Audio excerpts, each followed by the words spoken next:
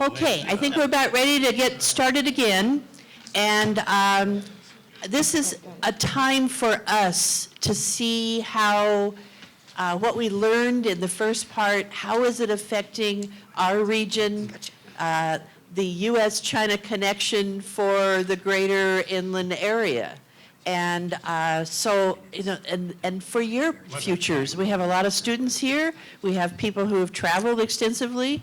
So there's, you know, the personal side, and then what kind of ways would you, you know, what kinds of questions you have about the way the two governments are handling the relationship together.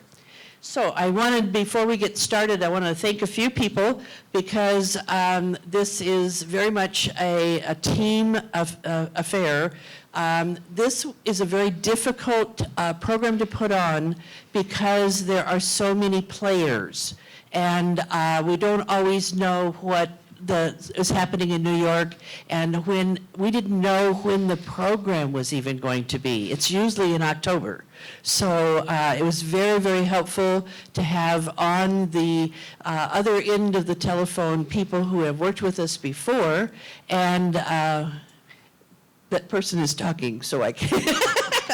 So many of the students that are in the room know Dr. Jeremy Murray. He is a professor of history here at the university and has run a very successful and valuable series called the Modern China Lecture Series. And he's brought in all kinds of astonishing people to talk with us, and as often as I can, I provide that information to the World Affairs Council so that you have a chance if you happen to be available in the daytime.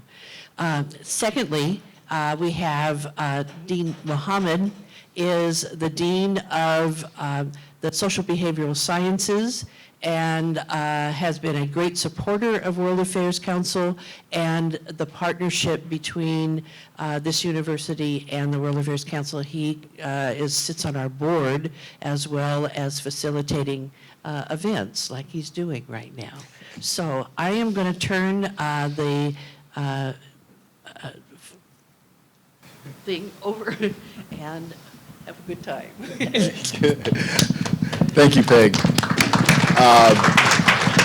Before I introduce our guest panelists today, I do want to thank Peg and Jim and everybody else on the World Affairs Council for all that you do to bring conversations like these to inland Southern California. I do sit on the board, and I physically attend the meetings as often as I can, but it's just really remarkable the passion and dedication that you have and the support that we receive from everybody, Loma Linda and everybody else on the World Affairs Council board. So thank you both for all the work that you do to make things like this possible. Well, welcome everybody. My name is Rafik Mohamed, and I have the pleasure of moderating today's event. My first responsibility as moderator is apparently to introduce our distinguished panel, so I'll get right to that. First, I would like to introduce Julia Strauss. Dr. Strauss is a professor in the Department of Political and International Studies at the School of Oriental and African Studies at the University of London. She received a BA in Chinese Language and European History from Connecticut College and both an MA and PhD from the Department of Political Science at the University of California, Berkeley. She served as editor of the China Quarterly from 2002 to 2011. She offers courses in Chinese politics and comparative political sociology. Her extensive list of publications include her new book titled State Formation in China and Taiwan, Bureaucracy, Campaign, and Performance, which just was released by Cambridge University Press. She also has another well-regarded book, Strong Institutions in Weak Polities, State Building in Republican China, 1927 to 1940. And as I mentioned, she has a host of other scholarly contributions, articles, volumes, book chapters, and so forth. So welcome, Dr. Strauss. Next on our panel, we have Dr. John Jang, a professor of government and global studies at the University of Laverne for 35 years. He retired from teaching, but apparently is not a successful retiree and has merely changed his instructional venue from the classroom to the community. Born in China, Dr. Jang has used his Chinese heritage and American experiences to build understanding between American and the Chinese business leaders, political representatives, and educators. Using the structures of Sister Cities International in America, he has worked with Riverside and other local cities to create formal partnerships between the countries to foster people-to-people experiences and to build bridges between these diverse cultures. And he still manages to travel 7 to 10 times per year between the United States and China. Welcome, Dr. Jang. Finally, well, not finally, second to finally, because Dr. Murray is on our panel as well. So we have Yupeng Jiao. Yupeng Jiao received his bachelor's in Chinese languages and literatures from Southeast University in Nanjing. He has a master's in international politics from UC San Diego and is currently working on his doctorate in history at UC San Diego, and that is expected in 2020. He's currently teaching history at UCSD. He has received grants from the Henry Luce Foundation and the Stanford East Asia Library, among others. His research interests are mainly about Chinese religiosity, Christianity in China, global Christianity, and Chinese modernism. Welcome. Thank you. And finally, he was partially introduced, but I'll add a little bit. We have Dr. Jeremy Murray, who is an associate professor of history here at Cal State San Bernardino. Dr. Murray, among other things, he organizes our Modern China lecture series and brings wonderful guests to our campus for the benefit of our students and our community to think about and discuss issues related to China and U.S.-China relationships. He also advises our award-winning co-advises our award-winning History Club, his History Honor Society and Club, which won, what was that? They're right over there. Oh, they're right over there, all right. Which we just received word that it was, for what year is this? Best chapter. Best chapter in the country. Wow. So congratulations to them and to Dr. Murray and Dr. Robinson, who also helps with that lift. And finally, Dr. Murray he's just everywhere on campus, always pitching in and helping out and bringing intellectual life to our campus in meaningful ways. So welcome, Dr. Murray. My next responsibility then is to ask each panelist to offer just a few minutes of thought in response to the video, the webcast we just viewed, and anything that's on their mind with respect to U.S.-China relations. I'll ask our guests to try to keep your opening remarks to around 5 minutes so that we can have time for our audience members to ask questions as well. And we'll start in the order, we'll go in the order that folks were introduced. So Dr. Strauss, the floor is yours. Thank you. Okay, yes, it's live. Good. First of all, thank you for having me. I was very fortunate because the traffic gods were with me, which they aren't always in this part of the world. I was actually really impressed with the podcast. Clearly, the people who were speaking had slightly different views, but I think that they had more in common than not, which I thought was very heartening. And many of the reflections and ideas I thought were very, very helpful and useful. So I'm not sure quite what I can say to top what's already been said in the last hour, or even to add all that much. But what I would suggest is that all of the panelists, wonderful and distinguished and thoughtful, though they all clearly are, they do all tend to kind of slip into something that we're all guilty of, particularly when speaking to a more public audience. And by public audience, I mean everyone other than the 10 other people in the world who are doing research on your really narrow topic, which is we have a tendency from the outside to talk about China as if it is one thing. And of course, it's not. It's not one thing. It's a huge, complex, increasingly complex diversity of different things, of different regions, of different sectors, of different people, of different family associations, and things that are constantly changing because of the rapid development of China.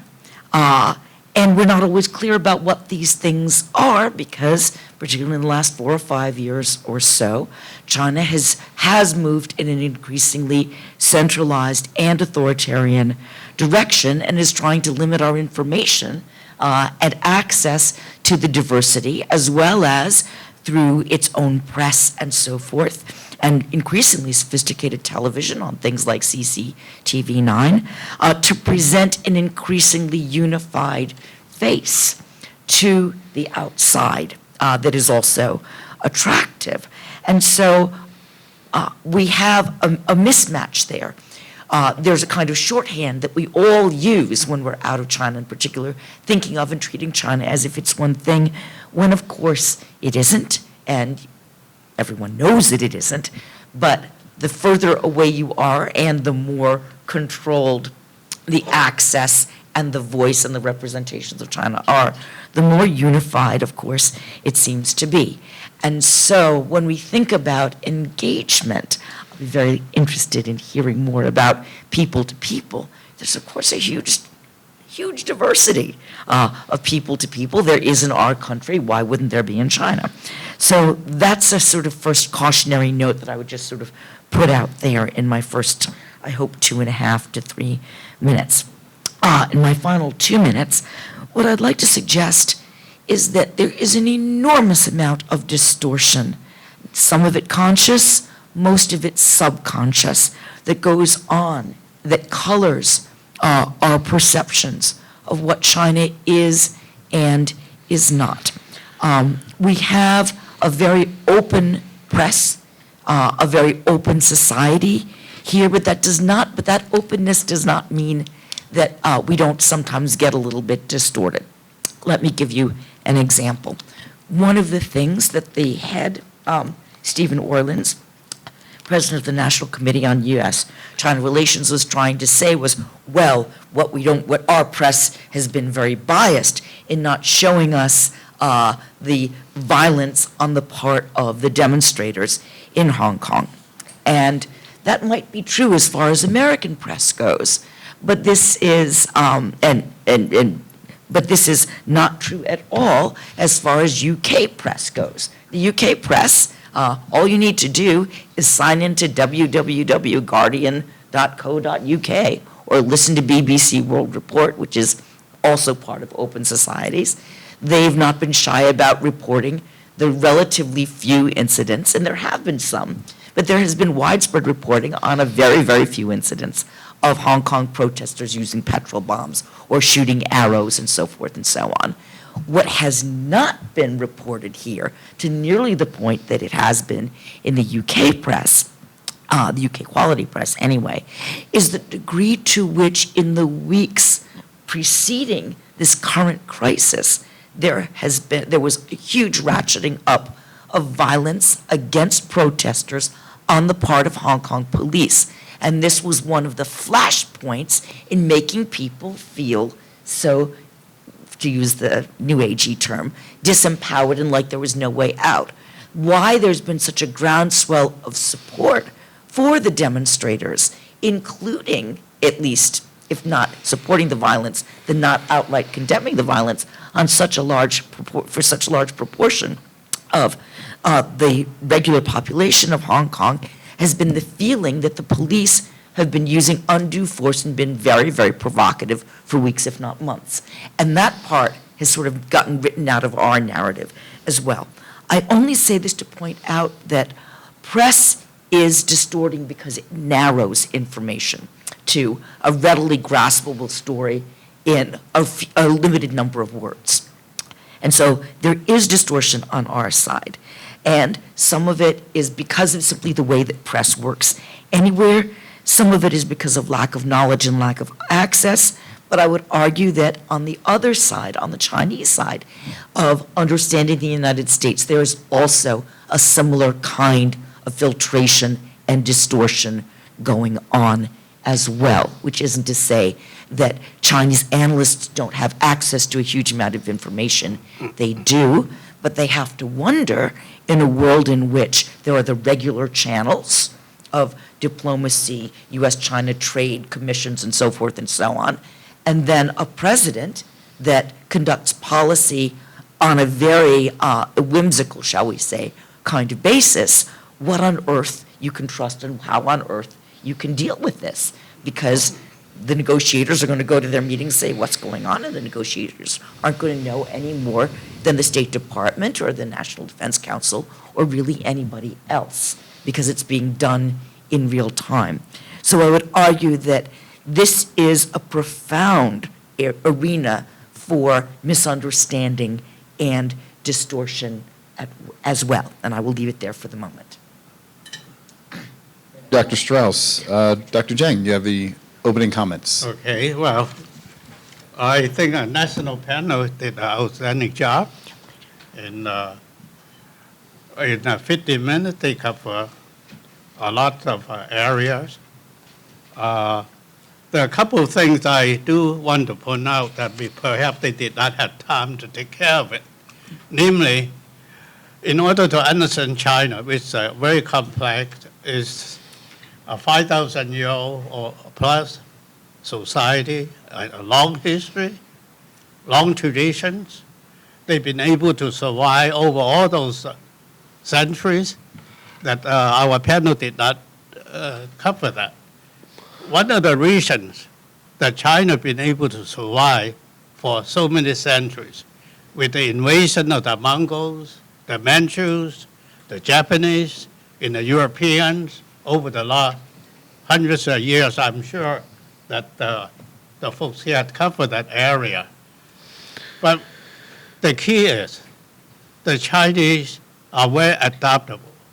They have their core that they would not change. However, the word democracy they've been using all the time, but that doesn't mean the same democracy we use here. And what they had is some, over the many, many centuries, a benevolent dictatorship or authoritarian benevolency. That would keep the people in line.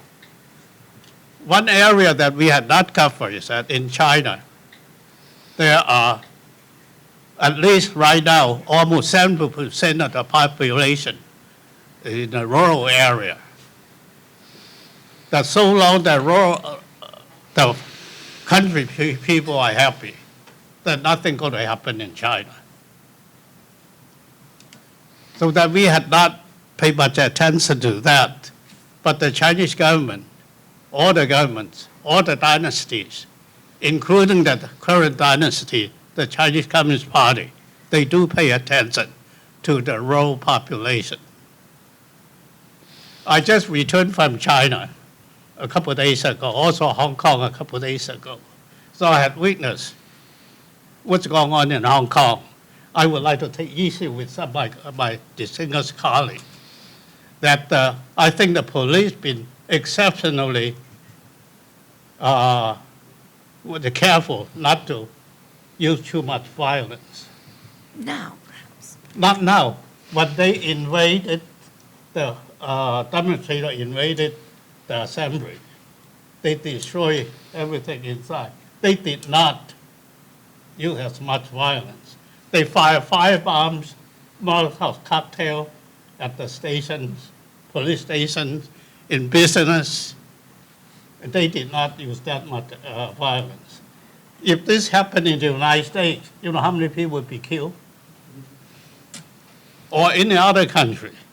So Hong Kong, the people, the police been very, very, very restrained, in my book. I was in Hong Kong in the late 40s for 3 years. 1949, 1950, 1951. I had seen police brutality. It's not the same as what it is today. So that looking at the longer perspective, we all have our own interpretations.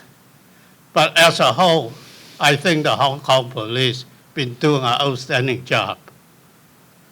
Granted, the major problem in Hong Kong was not touched upon by the panel, the national panel. The biggest problem in Hong Kong is lack of housing, affordable housing. Hong Kong's government made a tremendous mistake not providing public housing. They were under control are the big developers. So Hong Kong could easily build thousands of affordable housing. But that had not been done. What happened is, in Hong Kong, you can get a so-called condo or apartment, 400 square feet. You know how much it would cost the people in Hong Kong? You would almost get a mansion here. Now, how many people in Hong Kong can afford that? The young people are totally frustrated. They fell in love, they like to get married, but there's no place to go. That's something that the Western press had not tapped upon. That is a major thing. Without housing, the young people, even though they make good money, 20,000 Hong Kong a month or 30,000 Hong Kong a month, which is about 3,000 or 4,000 US dollars a month, good money. But a small apartment costs a minimum $500,000 US dollars. Hong Kong is the most expensive place to own real estate, buy a little small place in the whole world by far. So that's something that the government make a mistake, did not get into it. Now, getting back to China, before I will stop.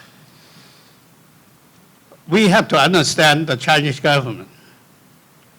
They are very concerned, as the national panelist mentioned, because they are developing, people have money, they want luxury items, they want a more opportunity to develop, they want to talk more, they want to actually start criticizing the government. So the government is right in showing very, very much concern on this, because the Communist Party does not want to lose control. So what they do now, the millions and millions of party members are called to meetings every week, workshops, to make sure they know the right thing to do. In terms of Xinjiang or Chinese Turkestan, I was there several times over the last 20 years. The first time I visited, the people are extremely friendly. The second time I visit, I know the difference, because even though I'm not a Chinese citizen, but I look Chinese, and people look at me very strange, kind of hostile. And the last time I went there, I wouldn't dare to get out the bus or the car, because I think if I get off, people may attack me. So that situation is very, very complex. It all created by all the terrorist activities in the Middle East, spreading into Western China. That may be not real, but that's imaginary maybe. However, there have been some people, the Uighur people from Xinjiang, being trained in Central Asia, in the Middle East.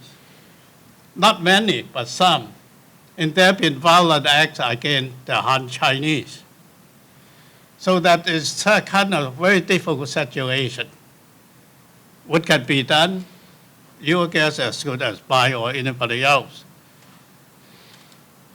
I think call this concentration camp, we have to define concentration camp. If they define it as the Germans did in World War II, it's not.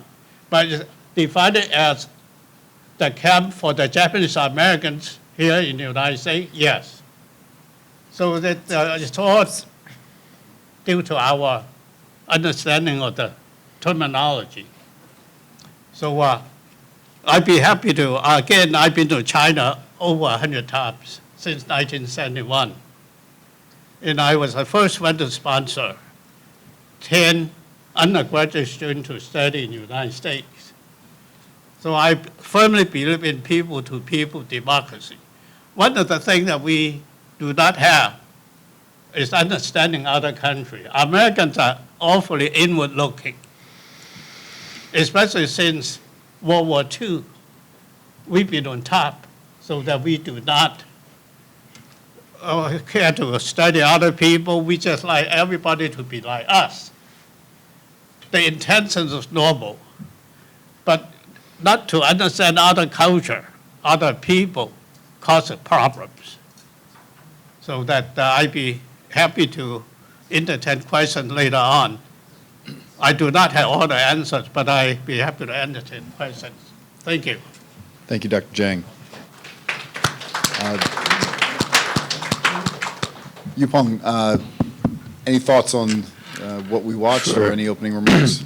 First of all, thank you for having me here.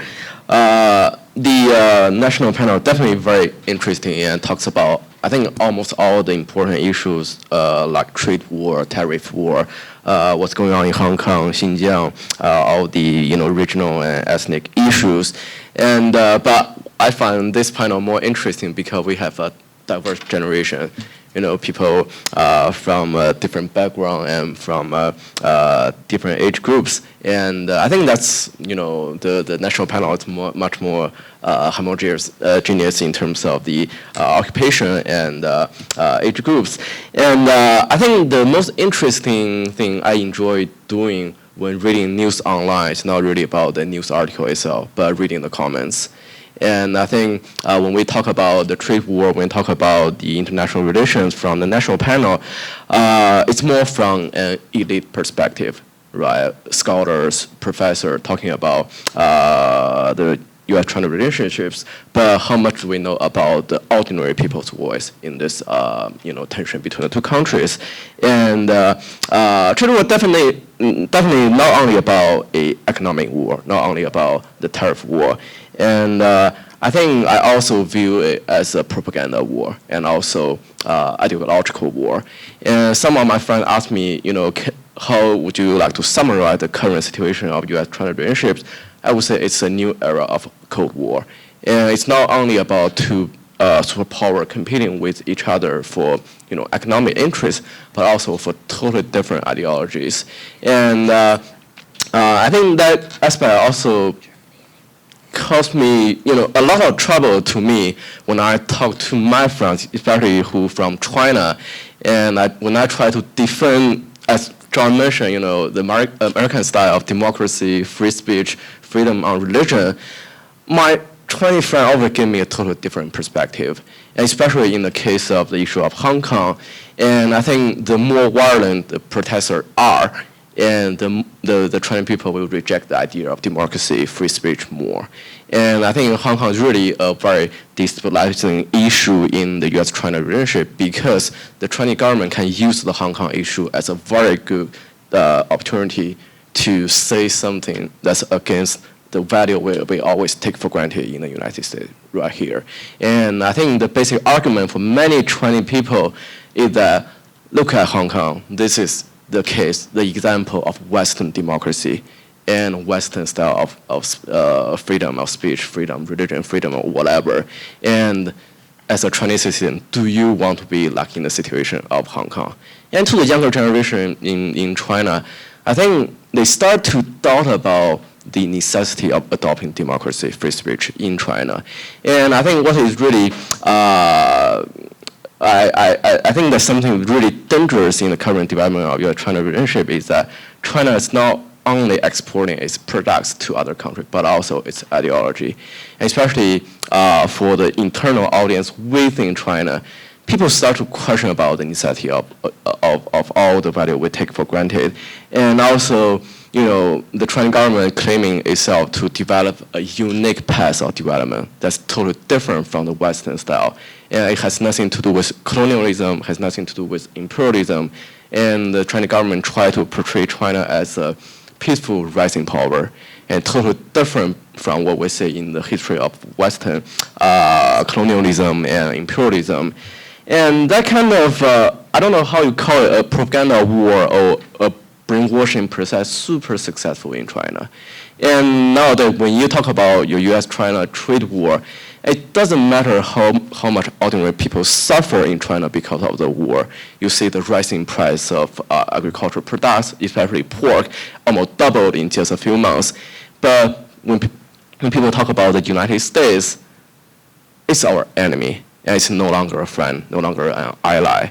And the people reject almost everything from the United States. And you can see from the recent NBA incident when somebody posts a Twitter online saying, I support Hong Kong, and the Chinese media banned NBA broadcasting completely in China.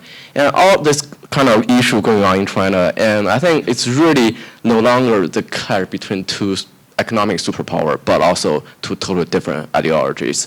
And China is really exporting a new kind of ideology. And if you want develop, if you want prosperity, you don't have to adopt market economy, you don't have to adopt democracy. But if you emulate China and do it in the China style, you can be successful as well. That's the message from the Chinese government. I'll just stop here, and we can talk more about this later on. Thank you very much, Yupeng. Dr. Murray. Thanks. It's really, really valuable hearing these perspectives from Yupeng and John and Julia. I wanted to start just by underlining a main point from Julia, because I thought that was a crucial thing, especially for my students and for everybody here, and that is this idea of monolithic China, which we must break down, and the panelists didn't quite do that in the webcast, and we have to push against that, and John sees that on the ground, the 1.3 billion perspectives in China, the 1.3 different opinions in China, different points of view. If we don't start with that, we don't really have a point to begin. The problem, of course, in seeing a monolithic China is that there are two very, very nefarious problems there. One is laziness on the part of the observer, laziness or haste or ignorance of the vast diversity of the Chinese experience on our side. That's our job to overcome that. But then there's also the nationalistic perspective being generated from Beijing or from news outlets that are very sympathetic to Beijing. And that tendency towards also a projection of a kind of what might be termed strong China, but I think also ends up being very monolithic, very sort of one tone, and very, very unified. So that's a more positive way of maybe spinning that idea. And so it's our absolute a requirement, really, as informed global citizens, to recognize the diversity of the Chinese experience, of Chinese perspectives on this. And again, that didn't really come through in the webcast. We're getting a little bit of, I think, a little bit more of a sense of that here. And a key thing I think that's been coming up with also with the hearings in Washington is the idea of U.S. foreign policy, and the idea that foreign policy is, or rather, partisan politics is supposed to stop at the water's edge, and that's something that we heard from several of the testimonies. And this is not really the case anymore when you have figures like Pete Navarro and Steve Miller and Steve Bannon making your foreign policy. You see a hyper-partisan foreign policy going on. And this is very, very dangerous, and it reminds me a little bit of the days of Nixon, when the priority of a political win on the domestic level is far higher than a foreign policy coup. And so in terms of the need of the Nixon administration for a political win that led up to the rapprochement, of course, was almost kind of clawing and desperate, seen from a certain perspective, through which Zhou Enlai could kind of write his own ticket in the rapprochement policy. And this is my perspective. It could be terribly misguided, and so you guys have a better perspective on this. But of course, the danger of a hyper-partisan foreign policy is just that. Within the U.S. context, a very partisan domestic policy is based on partisan politics and is very narrowly defined and has little to do with the national interest and much more to do with partisan gain and election politics. And this has to do with representatives in the House, senators in the Senate, and of course the presidency. But just because China does not have direct electoral democracy or even representative democracy in a meaningful sense, that doesn't mean that this kind of idea doesn't apply, because the need for domestic legitimacy is extremely powerful in the PRC right now, and we see that at play in Hong Kong. We see that at play over the last 30 or 40 years in Taiwan, cross-strait relations with Taiwan, and of course relations between Beijing and Washington. So we shouldn't assume that just because there is no electoral democracy in China that there is no need for the government to be beholden to its citizens in some way, and that is through the idea of domestic legitimacy. So On the Chinese side, in the PRC, there's domestic legitimacy, and in the U.S., there's the question of either a national interest or a partisan foreign policy. And so those different factors have a lot of agents who would want to project monolithic American interests or monolithic Chinese interests. And it's important for us that a very minor linguistic turn I would recommend for my students is that when you're talking about national political interests on the part of China, you should refer probably to Beijing or the Chinese Communist Party perspective, as opposed to China. And this is something that's sort of an old way of talking. You hear it today. People talk about the Russians, when really what they mean is Moscow's policy. But they refer to the Russians or the Ruskies or something like that. And you sound like kind of an old Cold Warrior. And this idea, and as Yupeng brought up, is important. And in the same way, we shouldn't necessarily think of the Americans having a certain foreign policy, especially in our days of hyper-partisan politics. So I think that, and then on issues that were really surprisingly little dealt with in the panel of Xinjiang, really, I thought, quite hastily treated when we're dealing with an extremely urgent human rights crisis. On issues like this, we see the partisan politics break down a little bit in the United States in a quite remarkable way. On few issues other than perhaps Israel, we see a kind of bipartisan perspective on things like this. But they get pushed aside, as we saw in the time allocation on this panel, in which I think about 70 or 80% of the webcast panel was dealing with doing business in China and the importance of everybody sort of staying happy. Like let's keep all the ATMs open, essentially, which is our borrowing in the United States, our box store purchases. Any real flare up in terms of Beijing-Washington relations is going to start to hit there, and that's what people were talking about. That's why the emphasis was on tariffs and that kind of thing. So that's my brief remarks. All right, well, thank you all for your opening remarks. As we were watching the webcast and certainly as our panelists were giving an overview of their thoughts on the current state of affairs between the U.S. and China, I was looking around and I saw people with some really kind of visceral reactions to things. So I'm sure we have some questions from members of the audience here, and I think now is a great time to entertain some of those questions. I'm going to bring the mic around for questions so that it can be picked up by the recording. So if anybody has a question, throw your hand up and I shall come to you.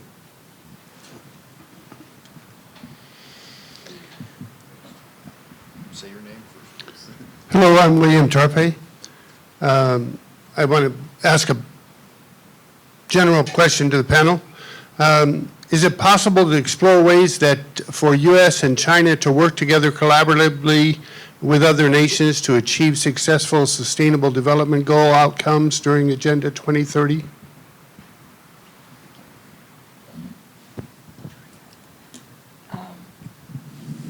Since I've just started a new project, very early stages, on forestry in China, and it's going out to Africa and Southeast Asia and Latin America, I'll take a crack at this. In principle, the laggard here is the United States, not China. China has signed up for all of the UN conventions. I believe it signed up for pretty much every convention that's out there in terms of global warming, sustainable development goals, and so forth and so on. But the signing and the implementation are two things entirely. And my own sense is that if we think about China as Beijing, Beijing is caught between two quite different kinds of imperatives. The one is to be and to be seen to be a responsible global citizen in participating in these kinds of conventions. China itself domestically has an absolutely horrific set of problems with pollution of every sort that you can imagine. So in fact, the Chinese government, not just Chinese citizens, are intensely aware of these problems of pollution and sustainability. But of course, that always smacks up against continued growth and the incentives domestically for high rates of continued growth. And when push has come to shove, most of the time, I would say 90 to 95% of the time, when choices have had to be made, as opposed to posturing that's had to be made, the growth has won out over the sustainable development. The degree to which this changes, though, in the next 10 years, as China has become a leader in sustainable development technologies of various kinds, there will be many more constituencies, not only of environmentalists within China and people worried about quality of living, people to people within China in terms of cancer clusters and pollution and so forth, but hard business sense. This may change as well. So that's not a full answer, but in my own estimation, both sides so far are doing a pretty bad job on this. And if anything, China, for different reasons than the United States, might be doing a bit better in the medium term. Anyone else from our panel wish to respond? I think collaboration between the two countries, to me, is very unlikely in the near future. And especially under the current Trump administration, as Julia mentioned, Trump is saying goodbye to many of the former, UN conventions and former alliances. And that actually created a power vacuum for China. And it doesn't matter China try to really want to fulfill the vacuum with doing something really substantial for sustainable development. The rhetoric level already very important, and to both the internal audience and external audience inside and outside China. And also, I think China definitely facing a lot of internal problems, and the environmental issues in China is getting very bad. And you see the uneven development between different regions. If you really want to see the blue sky in Beijing, it probably means other places in China will be really looking at the black skies. And that's the situation in China right now. And the credibility, transparency, also very really important issue. Think about the so-called One Belt, One Road initiative China has in Central Asia, in many of the southeastern countries. And how many people really buy into the credibility of that initiative? And that's a big question mark. And it seems there's always a very big political agenda behind China trying to, building infrastructure or try to do some environmental protections. There's always an agenda behind that. And I think for China, if you really want to be a mature superpower, and you probably need to do something in a more sincere way. Yeah. Well, if I may add just a little bit to the panelists that brought out. Pollution, definitely China is the most polluted country in the world today. However, the Chinese government does recognize this is a big problem. And they have done more to lessen this pollution problem right now. For example, China has sold more electric cars than any other country in the world, perhaps more than the whole world combined. And also, in terms of factory control, and so the new factories, they are required to be non-polluted. The old factory, I agree with you, there's not much they can do, except you have to shut it down.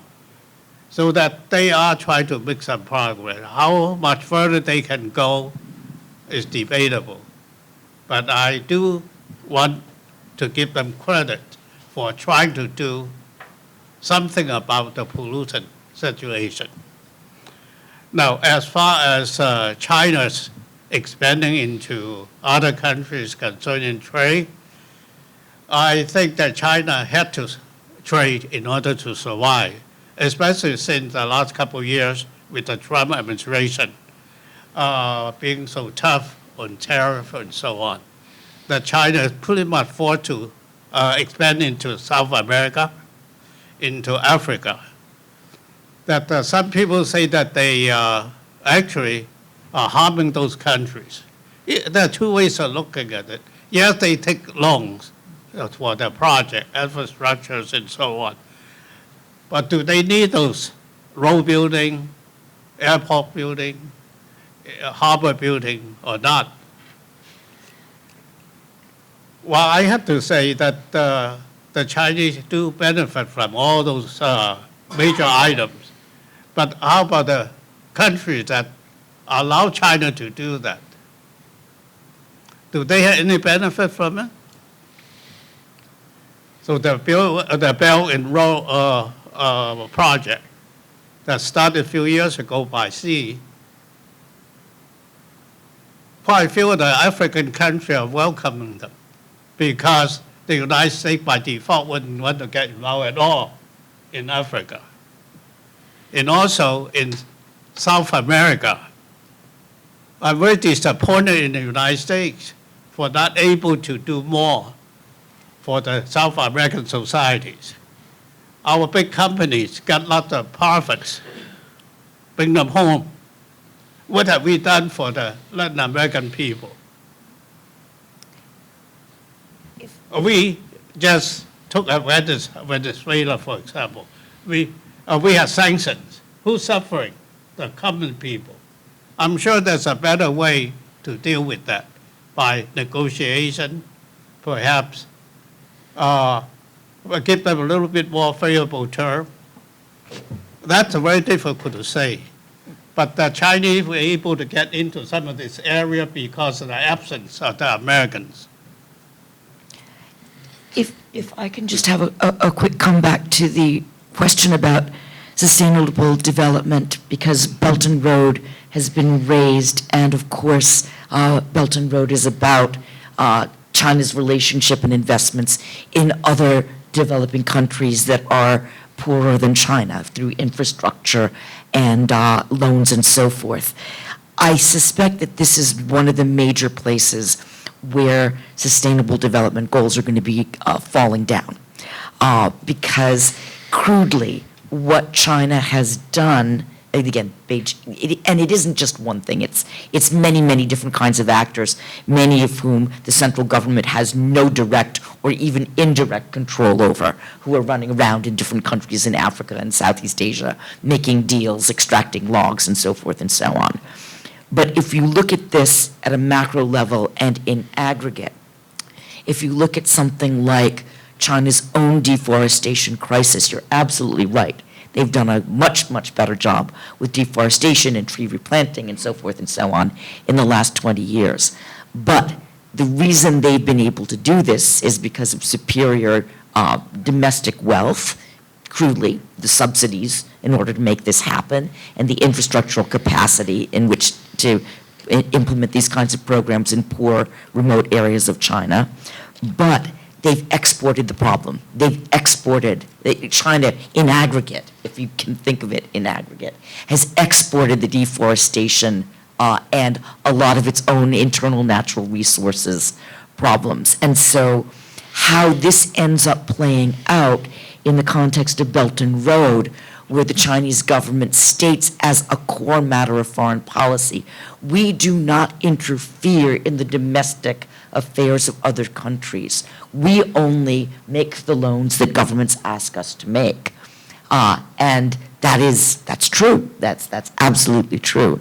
But the problem with sustainable development is that if you have weak and corrupt governments that are your partners who are asking for the loans and for the deals and for the projects, you're going to run into huge problems in terms of actually implementing and maintaining sustainable development goals. And thus far, China's position on Belt and Road, where Chinese companies are implicated in various kinds of ways of kind of ruining sustainable development, is, oh, it's not our problem, that's the problem of the domestic country. And so there's a little bit of a going on, and I think it'll be very interesting to see the degree to which the government changes its views on this in the next 5 to 10 years, because I think it's going to have to eventually. And so exporting the positive things that it has managed to do domestically within China in terms of pollution control and so on, and begin to send some of those models and ideas abroad as well. At least that's my hope. Thank you. Did you have anything? Okay, great. I would like to continue with the Q&A portion. Thank you. My name is Marmar. I'm a student here. So I have a question regarding the Xinjiang, more specifically the Uyghurs. So I come from an Arabic background, so I see a very big similarity between the Uighur diaspora and the Syrian diaspora. But one big difference I've been noticing is where like everyone you know will have some idea of Syrians and they know some Syrian stories, and the Syrian story is very public. The Uyghur is not very public, but you are seeing Americans, researchers, for example, you had the American researcher, Professor Anderson, who does Uyghur music, who's met with a lot of hostility on her last trip to the Xinjiang province. And then you have also a lot of American Uyghurs who are losing contact with their family, but America's not doing anything to publicize the stories in the same way the Syrians are, and they're not doing anything to help the Uyghur researchers and Uyghur Americans or Americans of Uyghur descent who are encountering this. Do you guys have any ideas why that is?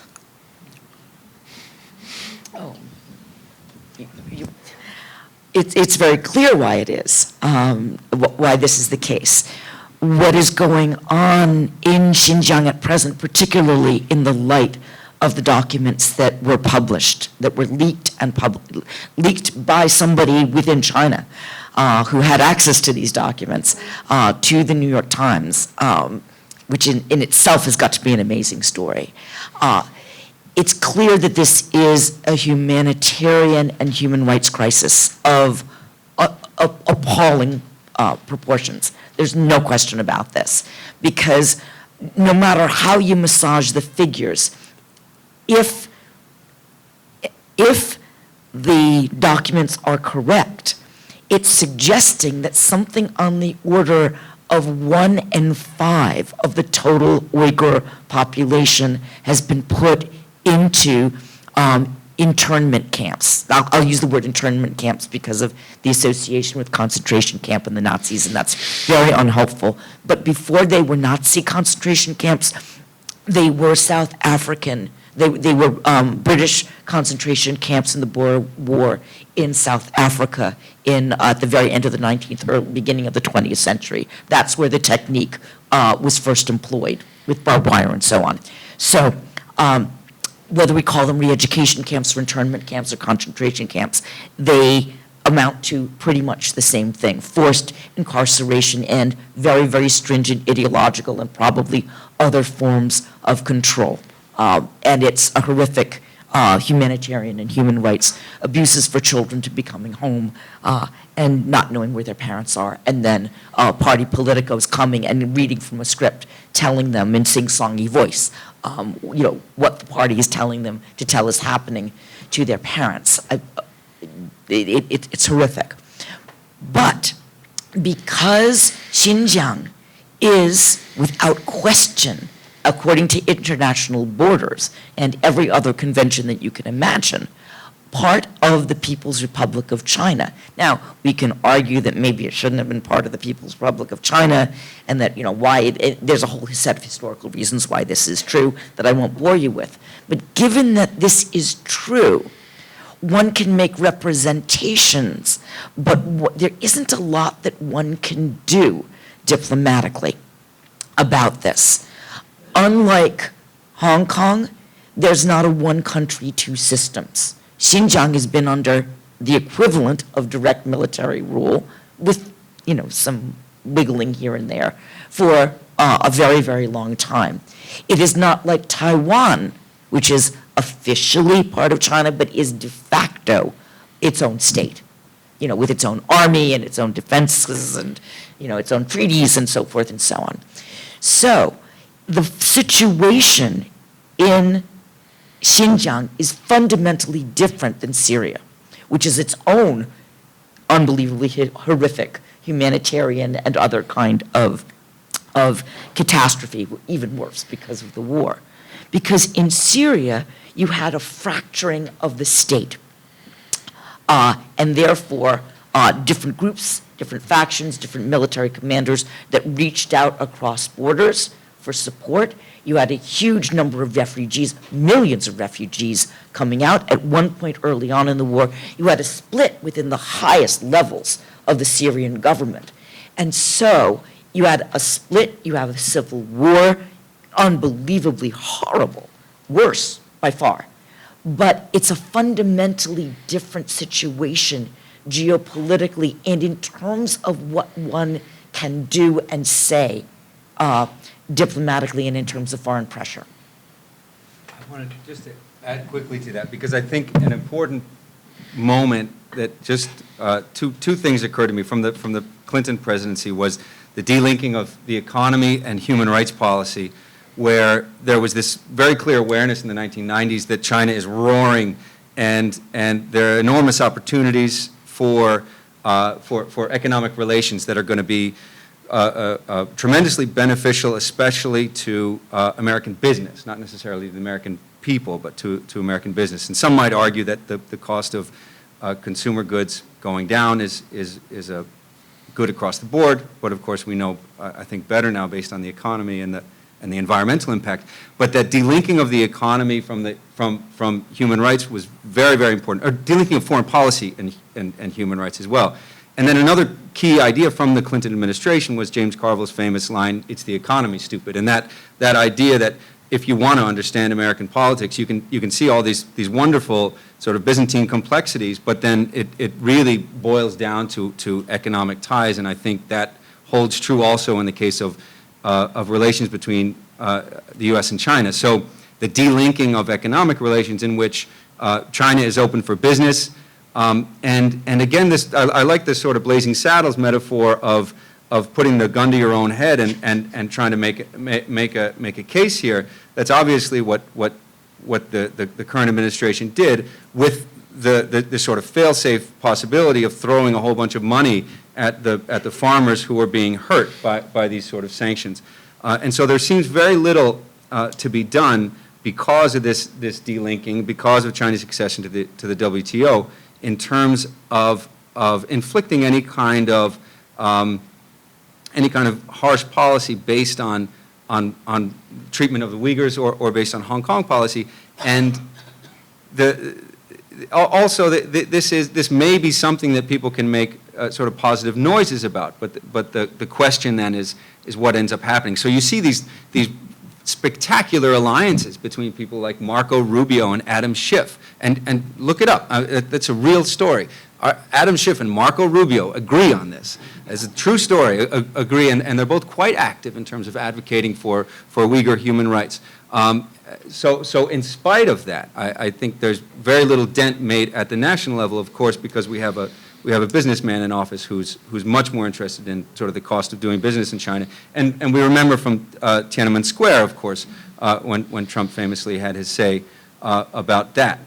So we know how sort of policy within one country is envisioned in the view of a figure like Trump, again, especially, again, informed by a figure like Navarro, Pete Navarro, who's our neighbor here in Southern California. Thank you. You want to go? Add on to the Xinjiang issue, I think it's also a historical issue. And if you think about the relationship between Xinjiang and the Han majority of the Chinese population, Xinjiang has been a very unstable factor in the Chinese territory for centuries, and not only about the current regime, but if you trace back to 300-400 years ago, it's pretty similar situation. And especially since the 19th century, you see the growing power of the Han population. They would move to Xinjiang and try to, use the natural resources of Xinjiang, and literally became the colonizer of Xinjiang. So that really caused a lot of trouble and conflict between the two ethnic groups. And we have to think about China not only as a Han Chinese nation, but also a multi-ethnic nation. And I think one thing that Chinese government can really feel very safe about the camps in Xinjiang is that the majority of the Han Chinese population support the idea of suppressing the so-called Muslim extremists. And if you ask, random pick up a Chinese, Han people, you ask him or her, do you like Muslim Chinese? I think the answer in most cases is no. And even outside Xinjiang, you see a lot of ethnic tension between the Han Chinese people and the Muslim population in China. So it's not only an issue about economic interests or whatever, but also a historical and cultural issue. It's already there for centuries, not only about the current political regime. If I may add just one thing, that Xinjiang is no longer Islamic majority for quite a while. Even the Han Muslims are not supportive of the Uyghurs. The percentage of the Uyghurs are probably no more than 30%. That doesn't mean they should not have their say, keep their culture, keep their language.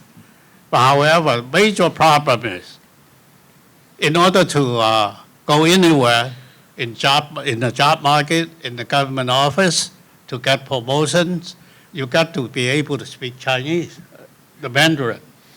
And those people refuse to learn, so they get stuck in a low-paying job. That's just not true. Well,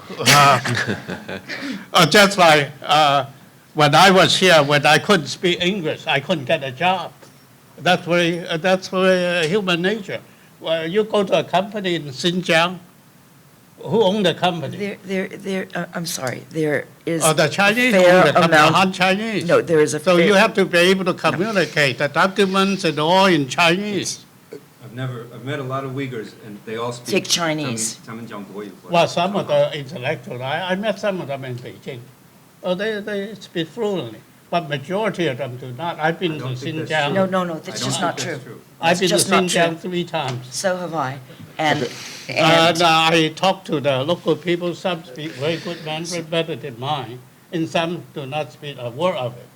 So Certainly. I'd like to make sure we have time for a few other questions, and I presume this conversation could go on for quite a while. And it's interesting, this is analogous to similar conversations that we have here in our own country. That could send us down a rabbit hole that maybe we don't want to go down right now. So I did want to leave time for a few other questions. Because I'm thinking, I'm Yutong Liu from China 2 years ago. I used to be a 5 years journalist in China, and worked in China Daily. That's the only official English news report in Beijing. That's why I think I should say something, based on my personal experience.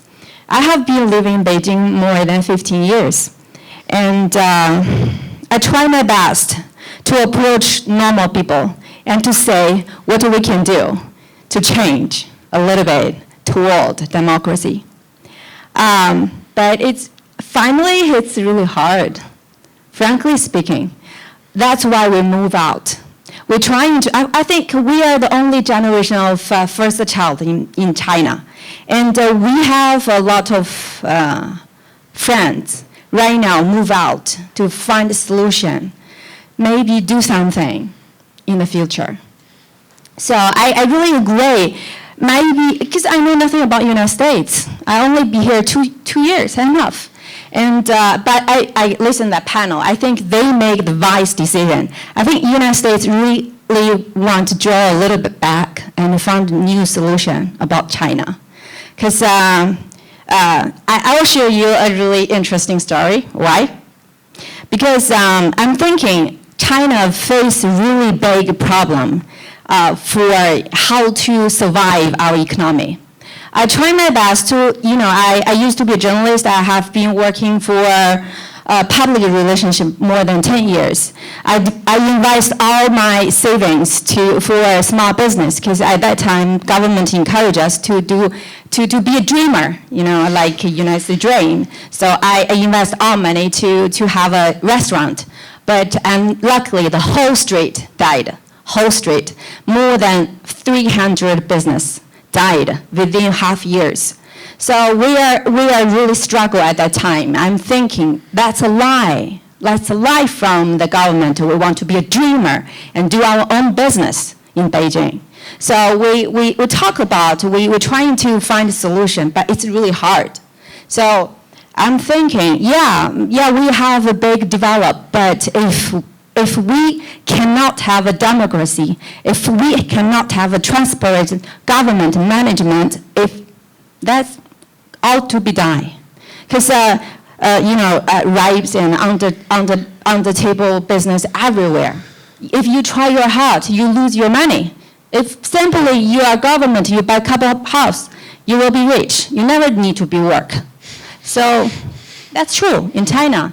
And the government invest $100 billion for the environment, but no change, nothing. So we have to move out to find a solution. That's why I choose education. I'm thinking if we work on the cooperation with the Chinese young people, I think we need to educate them. We need to let them open mind, try their best, do something, and to save us future.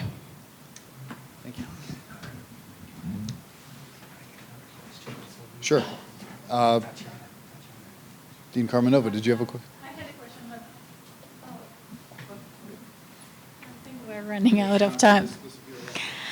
I wanted to start with the question that George Stephanopoulos posed at the beginning. What is our relationship with China? Are they friends? Are they competitors? Are they enemies? And I want to turn the mirror onto us. It is us who are defining the relationship with China and the way we react. And I do disagree with Dr. Strauss about that we don't interfere with domestic policies in other countries. I think the United States has a very long history of interfering. I never said that about us. That that is China's. Oh, I'm sorry.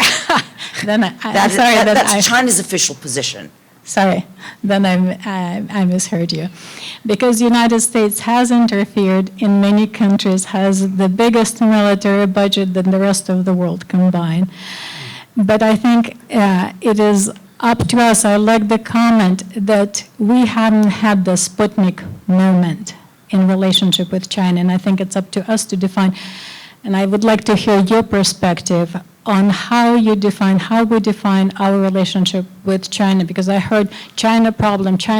I don't think it's a China problem. It's a U.S. problem, and it's become a problem for us only when China economic development reached a level that is posing threat to U.S. economic interests. So your thoughts on that?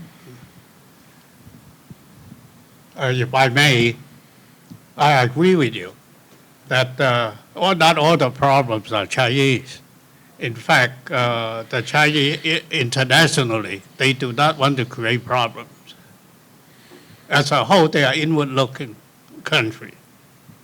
Now they are forced to in order to support the huge population, they got to train, they got to reach out. But notice, the Chinese had never invaded any country in the whole history. All the wars China had within its border. China was conquered by the Mongols, by the Manchus, almost by the Japanese, and by Western countries. But China interfered with the peripheral area like Korea, Vietnam, and so on. But by invitation. Only when China is threatened did they react. So in terms of China, they'd be very happy just be left alone. As a matter of fact, I've been talking to the Chinese all the time from northern China, southern China, and central China. They all agree on one thing. The United States tried to encircle China.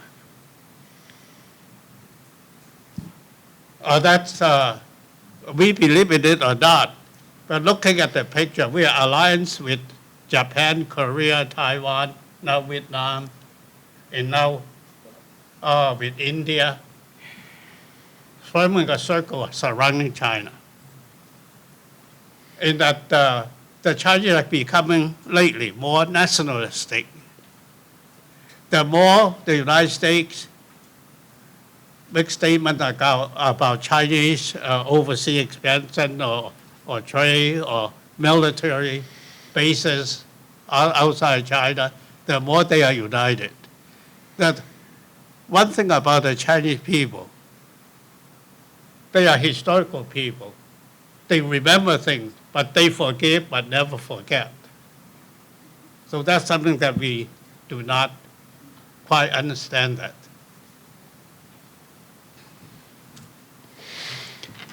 And another perspective, it's actually more like the Chinese government's official narrative of global history. And it talks about, the United States or the Western Europe came to be a superpower through ways like colonization, exploiting other countries, exporting your environmental, issue, your pollution to other countries. And then after everything is done, you say we need democracy, we need a liberal global order, and we need sustainable development. And then they ask the developing country to follow all these rules. So this is the official narrative, like from the Chinese government, but there are definitely a lot of truth in it. And for developing country today, if you really want to develop your country efficiently and effectively, what is the best solution for you? And if you really strictly follow, the international laws and all the convention we have right now, it's almost no chance for developing country to grow very efficiently. And I think that's a reason why China is really proposing its own global developmental model to other countries, because by do not following the American style and do not following the American pattern, you can be rich in just overnight. And that's really attractive to many developing countries. And I think it's really something I call a propaganda war, or the new Cold War era. China is really trying to sell all this kind of idea to other countries. I don't know whether it is good or bad, but I think the development of the West, United States or Europe, really came at a cost, and the cost always from the developing countries. I couldn't agree with you more. I think that my own view is that the United States is at least 50% of the problem, and at present, probably more than 50% of the problem as far as the U.S.-China relationship goes, because our policy is so ridiculously erratic.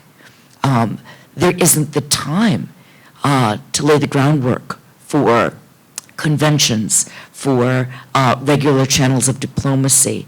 We've seen in other contexts the regular normal channels of diplomacy and U.S. policy and extraordinary other channels. Now, that doesn't seem to be happening in China, but we do seem to be in a state where things are going as they're going, and then our president says something or makes an offhand comment, and then everyone scrambles to try to make sense of it and then to try to either implement it or blunt it, depending on which version of the news you're looking at on a given day. This is deeply, deeply unhelpful for any kind of coherence. And the Chinese, let's call it Beijing, partners we need to be in negotiations with about a range of very, very real issues having to do with technology, having to do with trade, having to do with global conventions for sustainable development, you name it. There are any number of short-term, medium-term, long-term policies and issues that we need to be in dialogue with and to come to at least, if not agreements, then at least working resolutions about. It's impossible in the current political moment because there's such a disjuncture between the regular channels of government and governance and the U.S. administration. So I couldn't agree with you more on this. Just quickly underline again Julia's point, and I really appreciate these perspectives. I think with I think the idea of the Cold War sort of model being forced on us is something that we have to resist, right? And I see a similarity between social media behavior and Cold War thinking here, where Twitter reminds me a little bit of democratic centralism in the sense that there's a sort of a mess of process that goes on, but then a kind of edict, and then that turns into a meme, right? And we sort of memify our social perspectives, our cultural perspectives, and our foreign policy, unfortunately, where it becomes this really sort of distilled version of something very puffy but maybe something very vitriolic. And again, the reason I want to underline what Julia said is that we have to engage with the complexity of this, and that's where all of John's many trips to China and encountering this and Yupeng's perspectives are so valuable, that you have to engage in a way that doesn't necessarily have your opinions handed to you by a social media tastemaker and the coolest, hottest meme, or Beijing or Washington saying this is what you need to consider. We have this tendency towards everybody having an opinion, and you have to have an opinion on everything, because that's the nature of social media. That's the nature of these kind of encounters. So again, I'm speaking to my students. Throw your phones away. It used to be kill your television. Now I say kill your phone. Or turn it off. Do something. Get a flip phone. Because the ways in which social media distills your thinking down to these sort of highly opinionated but very poorly informed perspectives is something that lends itself very, very naturally to what Yupeng calls a kind of Cold War thinking that's being foisted upon us. And I don't think we should buy that. I don't think we should accept that. I want to offer the very, very radical perspective that both Donald Trump and Xi Jinping may not be especially healthy for foreign policy. I don't have to agree with either of them. I want to offer you that very radical perspective that you may choose to take. I don't have to necessarily go into a partisan crouch in American policy or in foreign policy when I engage with these sort of perspectives. It requires a longer conversation, as my students know, and I'm droning on a little bit now, so I'll stop, but it requires engagement and really meaningful engagement, as opposed to having your perspectives foisted upon you by a regime or by a meme. So I very strongly urge you guys, and I know the World Affairs Council already knows this, you guys know all this, so this is really for my students, to engage in a really meaningful way. Don't get your opinions from social media, and for God's sake, don't get your news from social media. May I just throw my full support for your statement? One of the bigger problems that we are facing in the United States is that our schools do not offer enough on international affairs. Absolutely true. That I deal with lots of high school students in China. I always ask them, do they know who the President of the United States is? They, without fail, vast majority of them could identify that. Mm-hmm. On the other hand, in the United States, my son's a high school teacher. He asks people who the President of the United States is. More than half of them do not know. So that had a lot to do with the problem that we are facing in Washington, D.C. Well, I'd like to, first of all, Dr. Murray, I appreciate the appropriate usage of foisted. I don't know if you did that deliberately, but more than that, I appreciate all of you coming out today and participating in this, even those that were obligated to come by Dr. Murray. But most importantly, I really appreciate the panelists and all that you had to contribute to this important conversation. I know we didn't have enough time to cover everything because we'd need a year to cover everything, but I really do appreciate you taking the time out of your busy schedules to be here tonight. Thank you all for coming. Thank you.